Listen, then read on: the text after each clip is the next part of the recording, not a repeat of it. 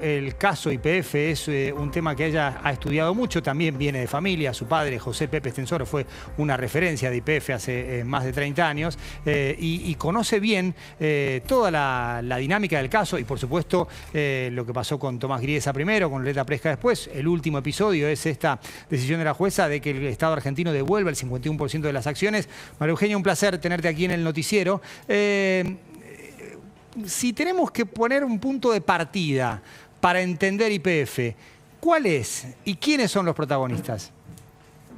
Bueno, acá los responsables del mayor negociado, que fue eso, el mayor negociado de la era kirchnerista, fue la entrada de Enrique Eskenazi, de las empresas Petersen, con su hijo Sebastián y Matías, que entraron compraron, como se sabe, el 25% de la empresa sin poner plata, y en un acuerdo entre los Kirchner, los Eskenazi y Repsol fueron vaciando la empresa, sacando todos los años miles de millones de dólares para, por un lado, los Eskenazi repagar los préstamos que había sacado y los españoles para irse de la Argentina. Entonces fue un vaciamiento que, como todos sabemos, en 2012 la producción de YPF había colapsado, también la producción, que eso la mayoría de la gente no sabe, de las demás empresas petroleras del país, por una política totalmente desquiciada a cargo de Julio de Vido y el secretario de Energía Cameron,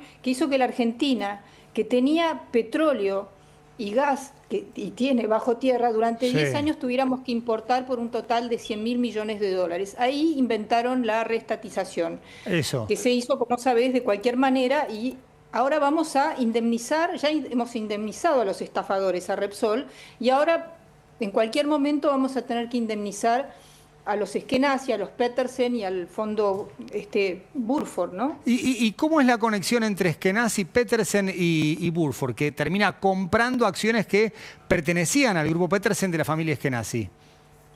Bueno, lo más paradójico es que Néstor y Cristina Kirchner inventan la argentinización de YPF en 2008, la anuncian con bombos y platillos, se necesitaba un socio argentino, pero los Eskenazi crearon empresas fantasma porque no se sabe quiénes son los dueños y tienen además registro en Australia, en España y en Australia.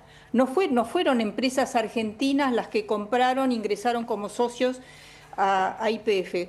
Cuando el Estado expropia a Repsol, ya no deja que ni Repsol ni los Eskenazi, que seguían siendo accionistas, retiraran ganancias. Entonces entraron en quiebra estas empresas, que tenían que devolver miles de millones de dólares para esta compra trucha a los bancos que le habían dado unos préstamos. Entonces quebraron en España las empresas Petersen, y ahí este fondo Burford, que es como un fondo buitre, es como un carancho de abogados para litigios de este tipo, ¿no? Pero para que entiendan, buscan un litigio y entonces vieron que podían ir a la justicia en Estados Unidos, porque YPF cotiza en Wall Street, para decir que las empresas Petersen de Eskenazi habían sido damnificadas porque cuando se estatizó, reestatizó YPF, se indemnizó finalmente a Repsol, pero no a ellos. Claro. Y eso es lo que vamos a tener que pagar. ¿En qué termina esta historia, María Eugenia?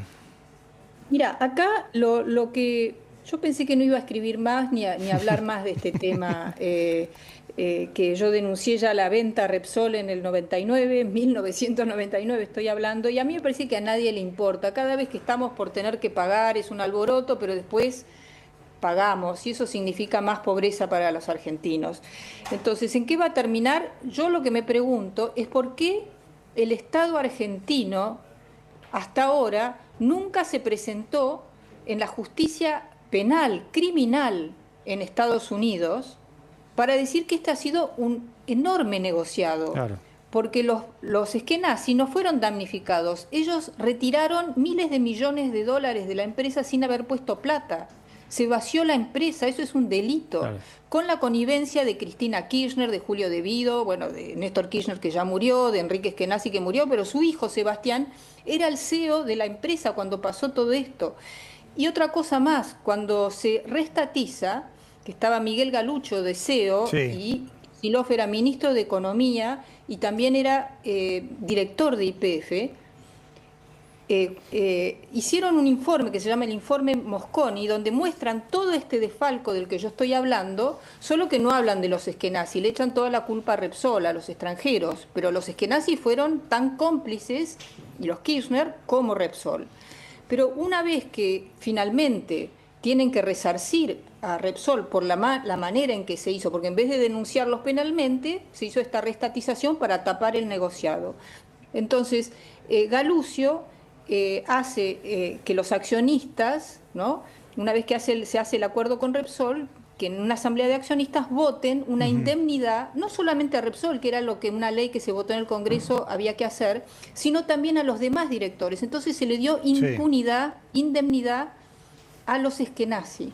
Claro. Bueno, todo eso está en las actas de YPF. También hay un informe de la UIF, donde en la época de Macri, también están todos los datos de la Secretaría de Energía. O sea que el Estado argentino podría presentarse como querellante. Miren, yo no fui beneficiado, fui perjudicado.